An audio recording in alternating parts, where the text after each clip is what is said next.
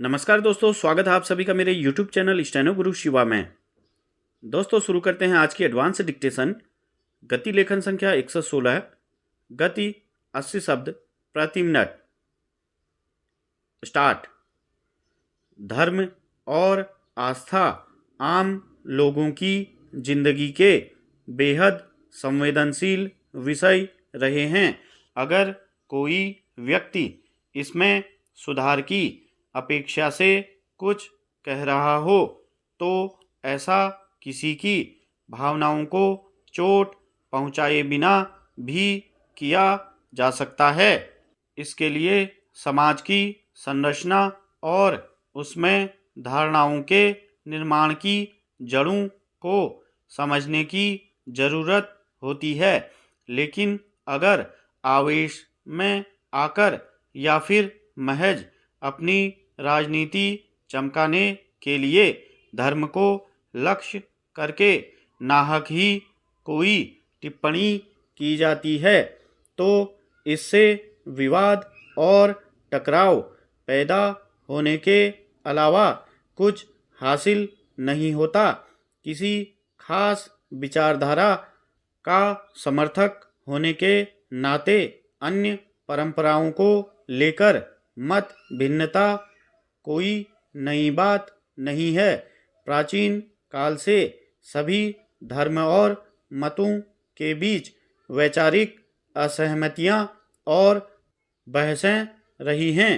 परंपरा में घुस आई विकृतियों को दूर करने के लिए समय समय पर समाज सुधारकों ने आवाज़ उठाई और कई ऐसी प्रथाओं को दूर किया गया जिन्हें अमानवीय या भेदभाव मूलक माना जाता है। यही नहीं, स्त्रियों या अन्य सामाजिक वर्गों के खिलाफ भेदभाव, अत्याचार या शोषण से जुड़ी कई परंपराओं को बाकायदा कानून बनाकर खत्म किया गया। दरअसल किसी धर्म के दायरे में कोई विकृत परंपरा विकसित होती है तो उसमें जिस तरह वक्त लगता है उसी तरह उसकी पहचान करने के बाद उसे खत्म किए जाने की भी एक प्रक्रिया होती है। ठोस और स्थायी सुधार का यही रास्ता है, लेकिन उस पर गौर करने और एक सुचिंतित रास्ता अख्तियार करने के बजाय अगर तात्कालिक तौर पर सिर्फ बेलगाम प्रतिक्रिया जाहिर की जाती है तो आमतौर पर वह समाज के भिन्न वर्गों के बीच महज विवाद का जरिया बनकर रह जाती है।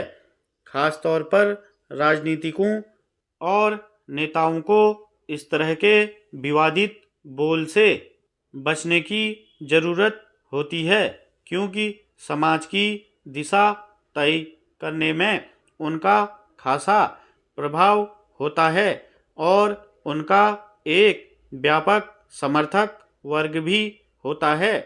किसी धार्मिक मसले पर किसी की अपनी राय हो सकती है, लेकिन उसे अपने से असहमत लोगों की भावनाओं को चोट पहुंचाने का जरिया बनने से बचना चाहिए।